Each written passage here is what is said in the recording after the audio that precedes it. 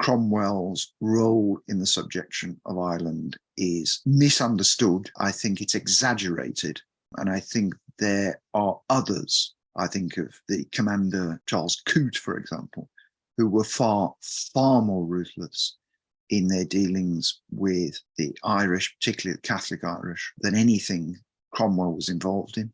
And I think you also have to see the conquest of Ireland within the context of the European religious wars of that century, most notably the 30 Years' War, in which the atrocities were far, far greater. That's not to let Cromwell off at all for some of the activities at Drogheda and certainly at Wexford.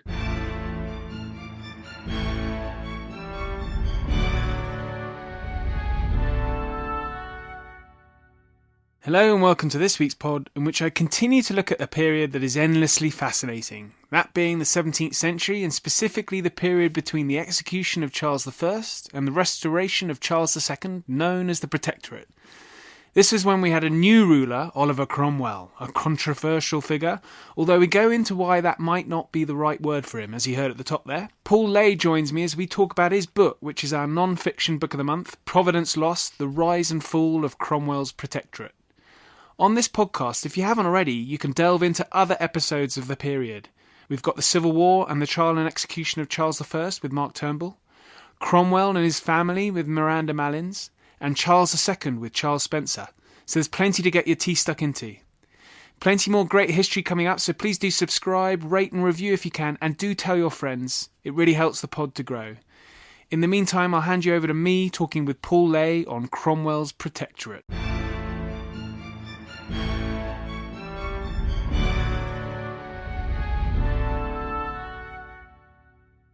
Paul Lay, welcome to the podcast. It's great to have you on. Hello, glad to be here. And I've got you on because Providence Lost, your book Providence Lost, is our non-fiction book of the month. I say book of the month, it's actually book of the issue, which is basically 2 months. So you get 2 months for the price of one. And I was keen to have this because your book, the subtitle is The Rise and Fall of Cromwell's Protectorate. And, you know, this has really been a in vogue subject of the last few years, really, this period of the 17th century, Civil War, and then the interregnum. I had Charles Spencer on talking about Charles II, and then we've covered the trial and execution of Charles I. So whilst it might not be in order, our listeners, I would hope, are completely up to speed on where we are. 1649, Charles I has been executed, and Cromwell's played rather sort of Machiavellian role, we concluded, during the trial and execution. But it's by no means certain that Cromwell takes power in the aftermath of the execution. Would that be fair to say, Paul? Yeah, I think that's right. I mean, it's a very unusual career. The trajectory that's put Cromwell in this position where he's on the precipice of power is an unusual one. I mean, he's fated during the Civil Wars as a great cavalry general, leading player in the New Model Army. But this is a man who had no military experience at all before diving in headfirst in his early 40s. So it's quite extraordinary. He had no military training. He was not one of those men of the new model who'd fought on the continent or anything like that. He just seemed to have a very decisive attitude towards combat that I think was partly informed by his deep belief in God and the idea of providence, that he was on the right side and that God would always back the right side, that that's what Parliament was, that their cause was just, and that God would be backing them. So he was almost reckless in part on the battlefield, but he earned a reputation as a brilliant cavalryman. He was certainly a very fine horseman. There was no doubt about that. He had an obsessive interest in horses, but he was, by the time that the Second Civil War was won and the king was put on trial, he was a leading political figure, and he played a key role in putting Charles on trial and in the execution. He was one of the signatories. He was one of the regicides of the document that allowed Charles to be executed in January of 1649. And so he was prominent by that point. But there was no sense, I don't think, certainly there was no inevitability that he would become the head of state then, because, of course, one of the first things he did when the Commonwealth was proclaimed, and this was in early 1649, and then later, he goes to Ireland, and he, a strange one really, because he's notorious, not least in Ireland, for his actions over there. In fact, it may be the case that ironically, he's the single most famous person in Irish history, but he was only there for 9 months, and it was others who had to settle Ireland, including later his son, Henry. But he came back to a place in some kind of chaos, and England in some kind of chaos, because this very bold decision had been made to execute the king, but no one really had a plan as to what to do next. And Cromwell is very prominent among those who are seeking what Cromwell himself describes as the healing and settling of the nation. What should be the settlement that heals this nation that's been through terrible civil war? And I think we should probably say nations, because by this point, not only Ireland, Scotland has been conquered, though the English parliamentarians are much more sympathetic to Scotland being a largely Protestant Presbyterian polity as opposed to Catholic Ireland. But it's united as these islands of Britain and Ireland are united for the first time, albeit at the point of a sword. And then there is the great challenge of how are these nations governed? And that's the challenge that Cromwell and his contemporaries face. Well, he was in Ireland, as you say, for 9 months. And you've mentioned Ireland, so we should probably deal with that, in that if there's one figure who defines the relationship between, certainly England and Ireland, and I suppose to a certain extent Scotland. Scottish armies didn't behave brilliantly in Ireland either, did they? But if there is one figure who one could argue defines the relationship between Britain and Ireland, it is Cromwell. And there's no doubt about it that you mentioned 9 months. He's there for 9 months. That 9 months was rather a long 9 months, wasn't it? Well, it was. I mean, the Royalist plan. I mean, it's echoed through history since then. Oh, absolutely. The legacy is enormous, almost to the point where it's actually quite difficult to have a rational discussion about Cromwell's activities in Ireland during those 9 months in 1649. I would argue that it's a far more complex engagement than has been highly mythologized, particularly by some Irish historians. They're not exclusively Irish historians. Cromwell is the bogeyman for 800 years of English and Scottish, indeed, as you rightly point out, predation of Ireland. He was there for 9 months, but we're talking about 800 years of a very problematic and troubled relationship, asymmetric, and you still have that legacy today. But I personally think, and this would require an entire podcast or indeed a series of podcasts to make the case, that Cromwell's role in the subjection of Ireland is misunderstood. I think it's exaggerated. And I think there are others. I think of the commander Charles Coote, for example, who were far, far more ruthless in their dealings with the Irish, particularly the Catholic Irish, than anything Cromwell was involved in.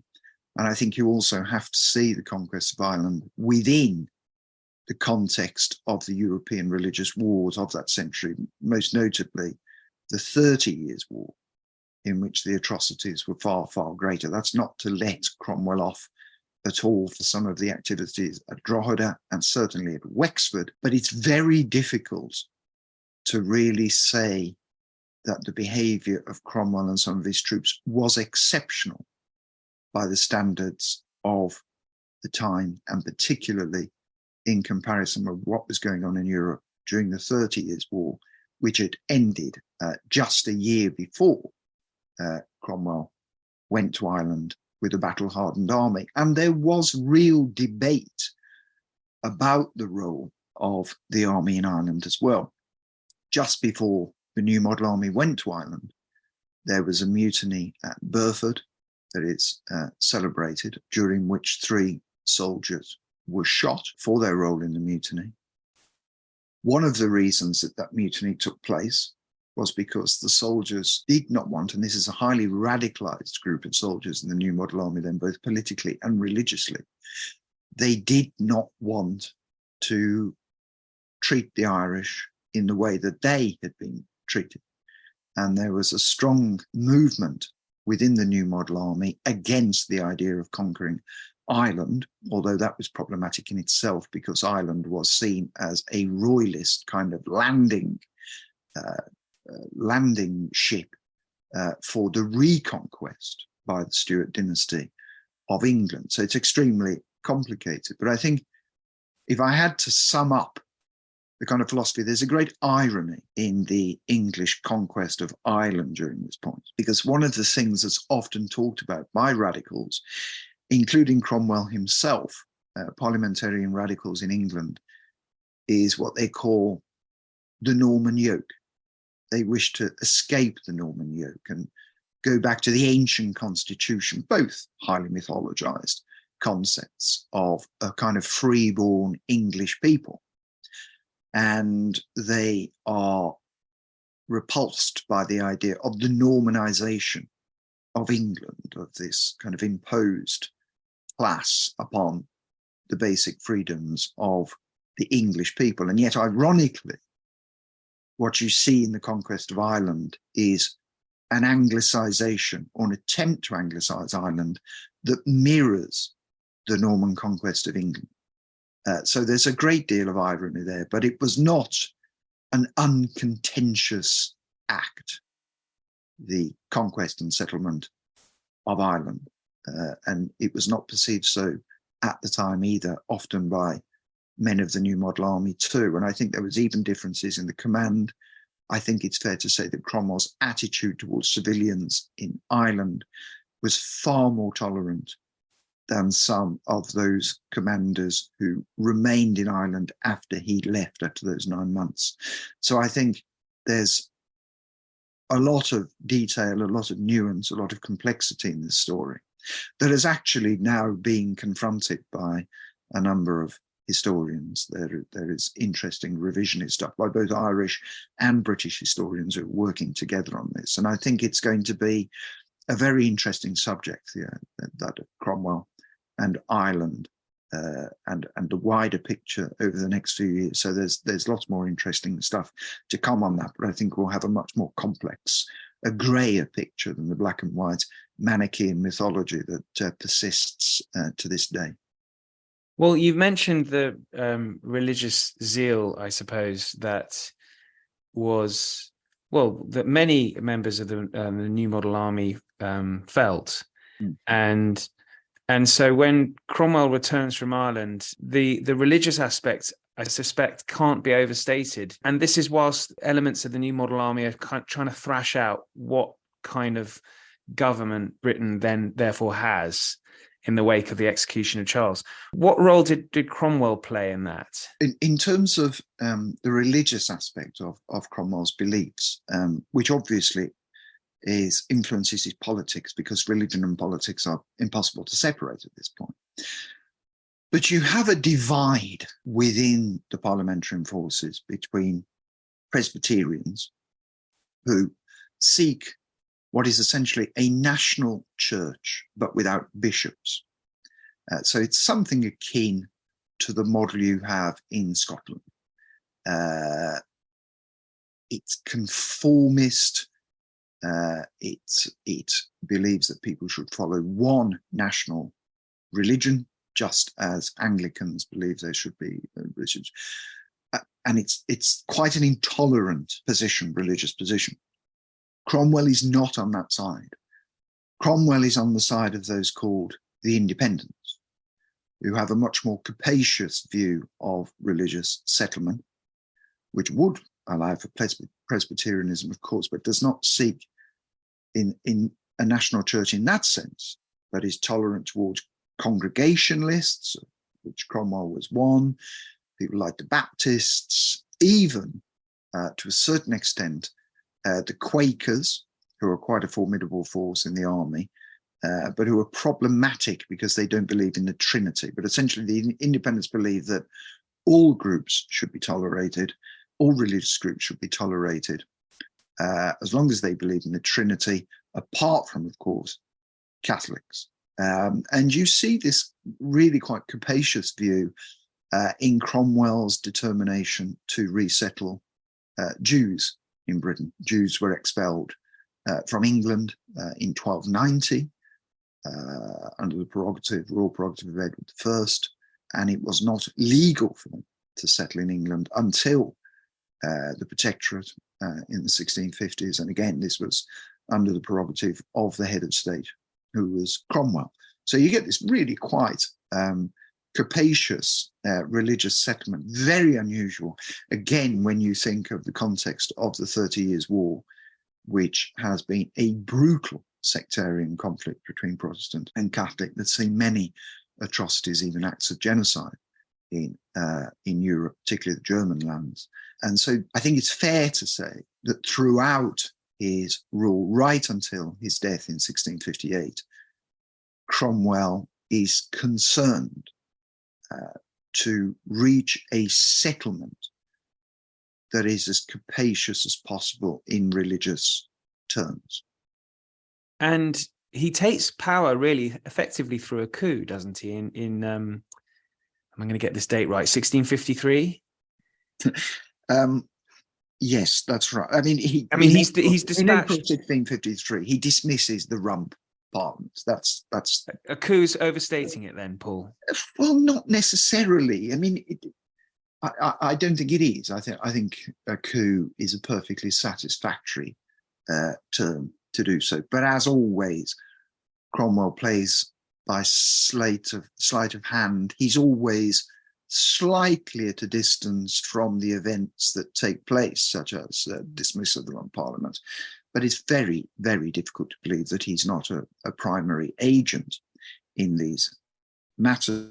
But what you get after the dismissal of the Rump Parliament in April 1653, you get what is easily the most bizarre experiment in parliamentary governance, which is something called the nominated assembly, which is parliament. One of the principal agents of this parliament is first called Thomas Harrison, who is a member of a sect called the Fifth Monarchists. I won't go into deep what they believe, but it was called by its enemies rather mockingly as the bare bones parliament. This was after a Puritan member of the parliament called Praise God Barebones. It's called the nominated assembly officially because the members were supposed to be nominated by the gathered churches that had grown up in this quite capacious religious settlement.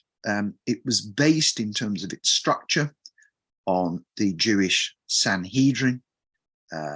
It was very much concerned with Old Testament ideas of England being this new Israel, that just as Israel had been the people of the Old Testament, then in God's new covenant, the English were to be the people of the new. And it was not quite as disastrous as it might seem, this parliament. It passed some quite interesting legal reforms, which were seen as urgent at the time because the legal processes had become extremely convoluted. But nevertheless, it was very difficult to see it survive beyond long, and Cromwell became frustrated by it, as he did by all his parliaments, and it actually dissolved itself in December 1653. I mean, it was there for months rather than years. And so we see the fortunes of the Commonwealth, as it still was then, I suppose, and Cromwell's now emerged as the kind of primus inter pares among the political groups at that time. But the one person who is his rival, and some people see ultimately as his heir, is a rather brilliant figure called John Lambert, who's had a similarly illustrious Civil War career, also a cavalry officer. But while the nominated assembly has been going on, has penned what is the world's first written constitution and Britain's only written constitution so far, and that's called the Instrument of Government, which replaces the old trinity of King, House of Lords and House of Commons with a new one, which is the Protector, which is offered to Cromwell because they know he won't become king. That is a possibility at this stage, that Cromwell just becomes, the king becomes a House of Cromwell, but he won't do that. So the role of Protector is established for Cromwell and offered to him. He then serves under a Council of State, so it's not a dictatorship because, for example, he can't declare war without the agreement of the Council of State. And then you also have what's left of Parliament at this point. So you have a kind of unholy trinity, I suppose. You also have, and Cromwell accepts this, and this is the beginning of what is called the Protectorate, the Cromwellian Protectorate, with Cromwell as head of state, and it has a quasi monarchical element to it. That's why I'm always slightly, I think the term English or British Republic is problematic. You do have an Act of Union that's passed between Scotland and England at that time. And you also have, during the first Protectorate Parliament, which is what this is, you have an attempt by the Royalists to create some kind of coup or some kind of rebellion. It's called Penruddock's Uprising, which is a terrible failure. You have various people, mainly in the southwest of England, including John Penruddock, who tried to seize control of certain areas. It's a miserable failure. They're no match for the new model army, and that's mopped up pretty quickly. And that's really the end of any significant royalist rebellion that's capable of overturning the Protectorate. As far as it goes militarily, the Protectorate is secure, it's quite efficient at running. It gets most of the old gentry, the old ruling families on side. An Act of Oblivion has been passed, so there's not any great penalties that royalists have to pay. So that's quite successful. The big failure, and one of the focuses of my book, happens not in terms of domestic policy, but in terms of foreign policy. And I think I would argue it's the turning point in the regime's fortunes. And to get some sort of background on this, Cromwell, I don't think anyone would suggest that Cromwell's an intellectual. He's a sharp operator. He's obviously charismatic, but he's not a great reader.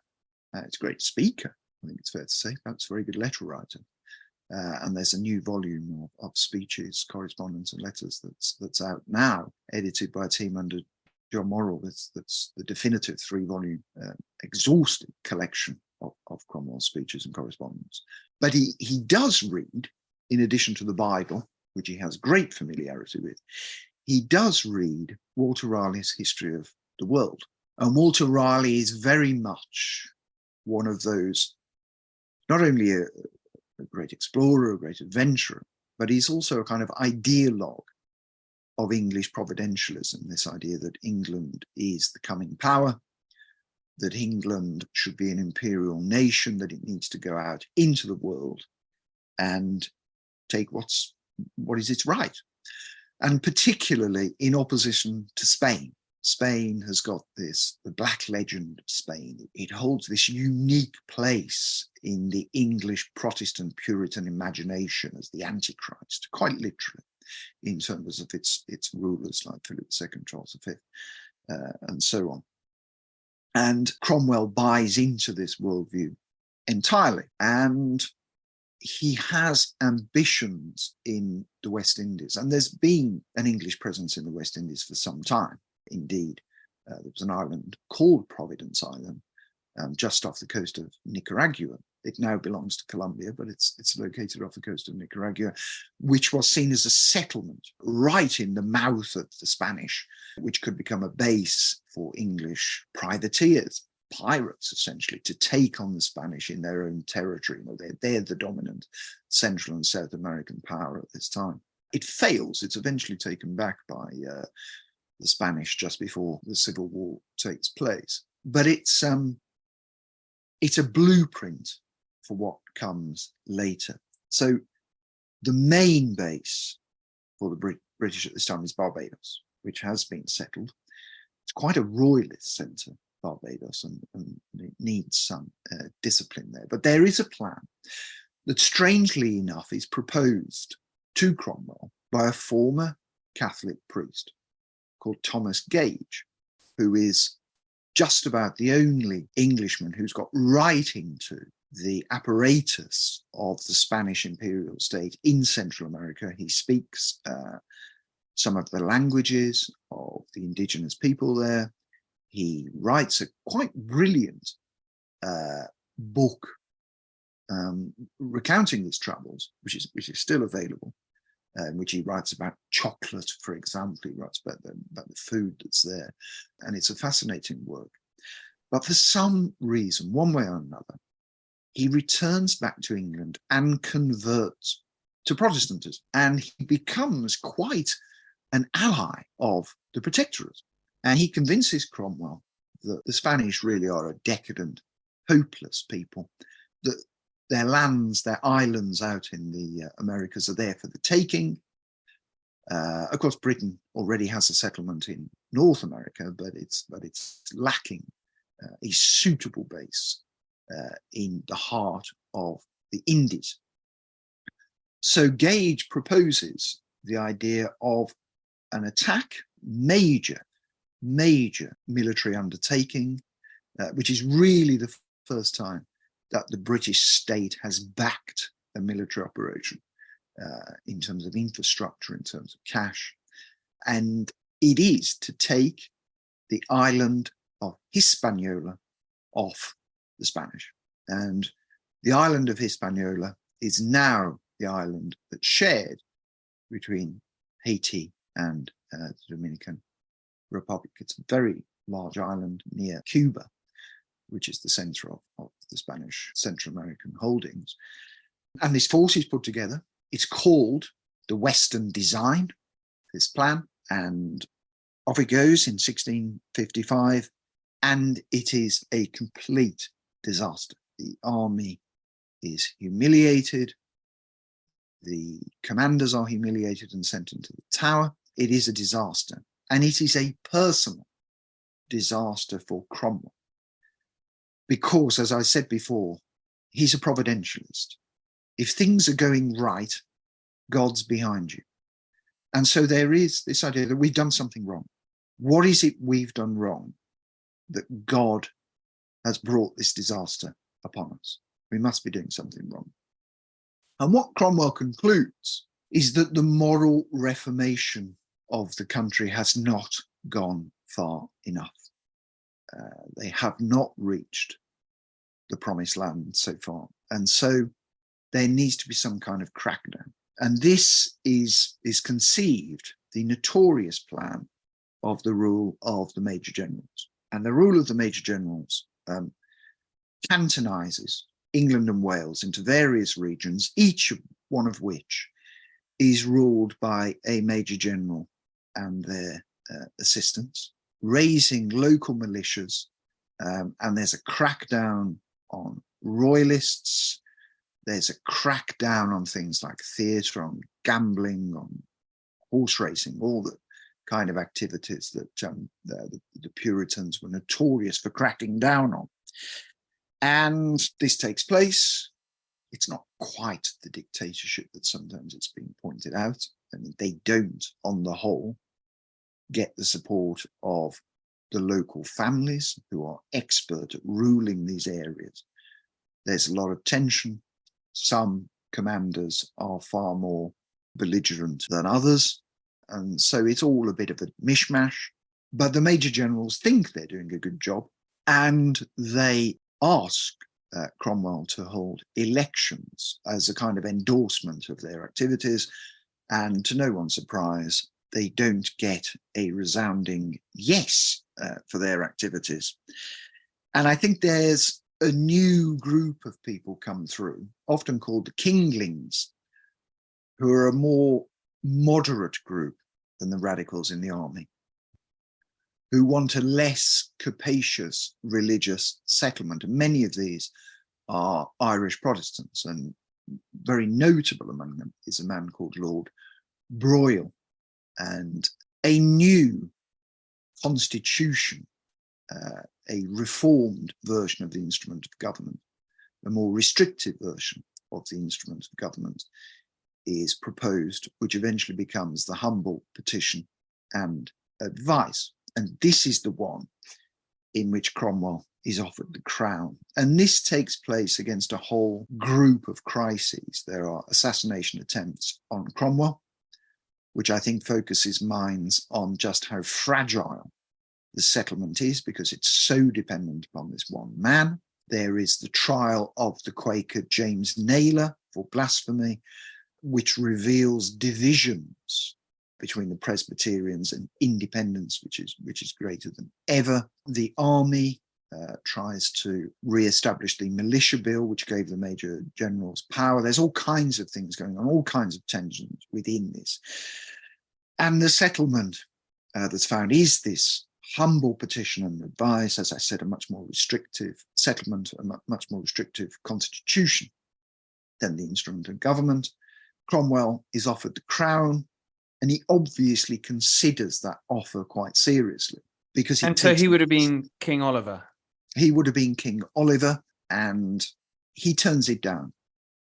Again, really for providential reasons. He will not build Jericho again, he says. God has taken away this crown. It's not his right to bring it back, or anyone else's right to bring it back. It's gone. And so you're in this very precarious situation at the end of Cromwell's life in 1658, whereby no settlement has really been settled. So what is the Protectorate? Had you had a king, had Cromwell accepted the crown, you could have had it on a hereditary basis, so that it just goes straight to Richard, his eldest son, Henry, his next youngest son, and so on. In the old settlement, the ancient constitution, I suppose one will call it, the crown in Parliament. That's what you could have had. You could have an elected king, which is something like a Venetian doge.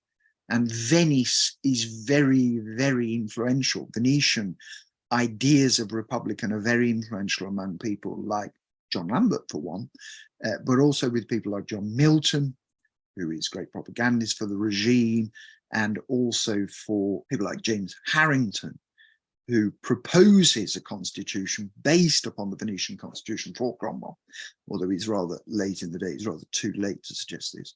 And then there's also the idea of having a hereditary protectorate or having an elective protectorate, but none of these questions are settled at the time of Cromwell's death on September the 3rd, 1658.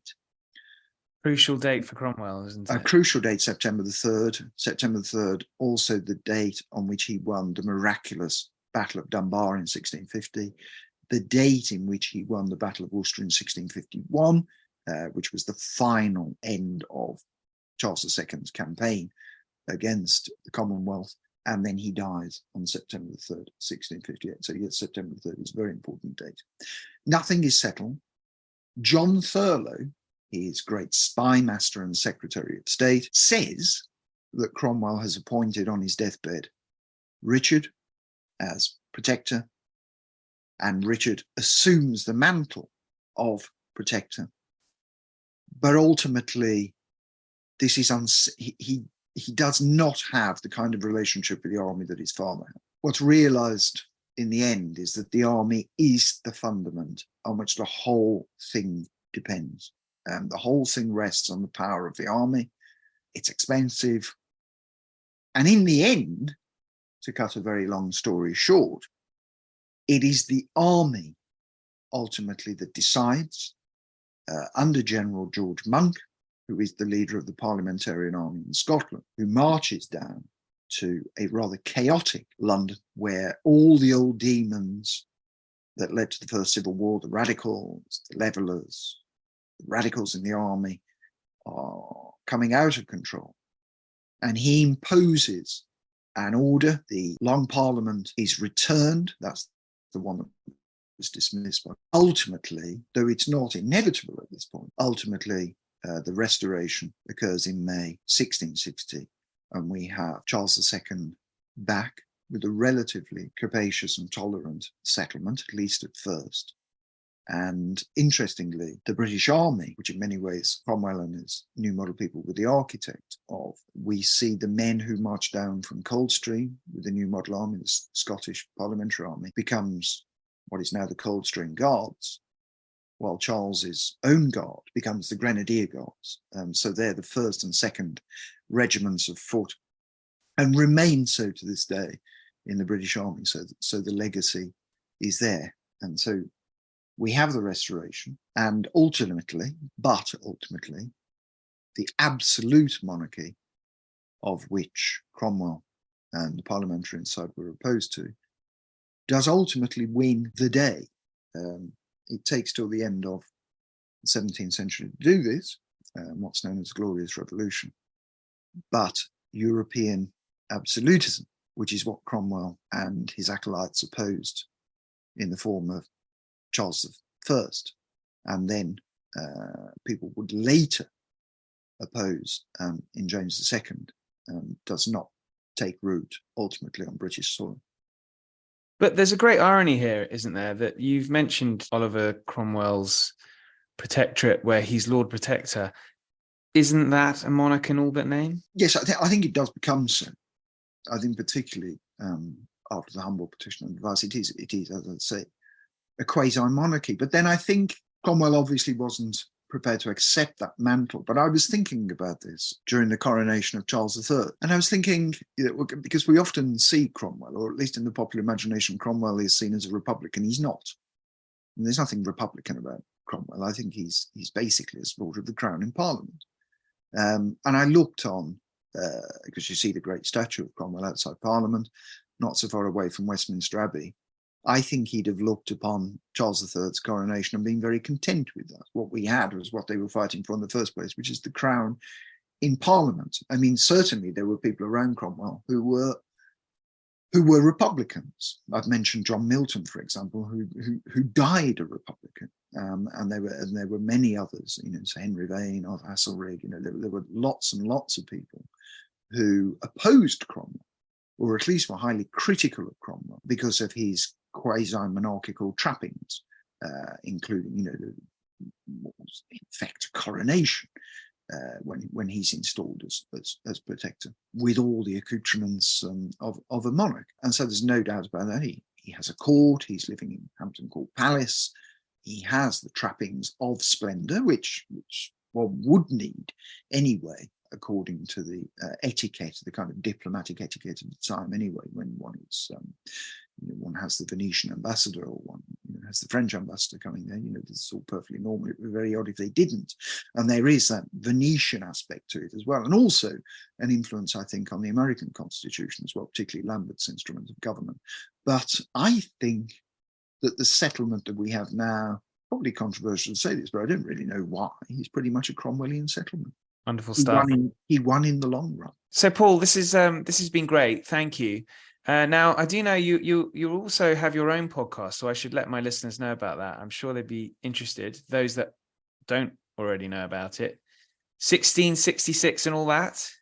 Yes, which I present with the historian Miranda Mailins, She's been on. She's a good friend of ours. No, absolutely. And she's written 2 very fine works of historical fiction, but is now working on a deeper history of the Cromwell family, for which she's just got a big book deal. So that should be coming out in, I think, 2025. So looking forward to that. But basically in 1666 and all that, we look at the entire 17th century, not just in Britain, but elsewhere. And we look at various themes there. It might be the family in the 17th century. It might be, we look at Charles I's pursuit of the Spanish Infanta. We look at all kinds of things there. the idea of empire during the 17th century. There's about 14 or 15 recordings out there. We're just about to start dealing with the second series of these, which should be coming out in September. So there's quite a lot to listen to, and we always have, or we often have, distinguished guests. I mentioned John Morrell there. We talk about the speeches and correspondence there, putting that together. So there's an episode on that as well. So yeah, it seems to have found an audience. But I think it's sort of, you said at the beginning, you know, there is a kind of vogue for the 17th century at the moment, which has happened, which of course I take entire credit for. And Right. it is such a fascinating period. It is so resonant still with so many of the issues that we deal with today, that I argue, and of course I'm biased, but I would argue that it's the single most important century in British history. But there you go. Great stuff. Paul, this has been fantastic. Thanks very much. Providence Lost, the non-fiction book of the month. Links will, of course, be in all the show notes for listeners if they want to find out more, and of course to Paul's great book. But Paul, thank you very much. Thank you. My pleasure. Thank you very much for listening. Please do share the pod and rate and review if you can. Plenty more great content coming up, including Homer's Iliad, Tom Holland, and much, much more. So until then, thank you and good night.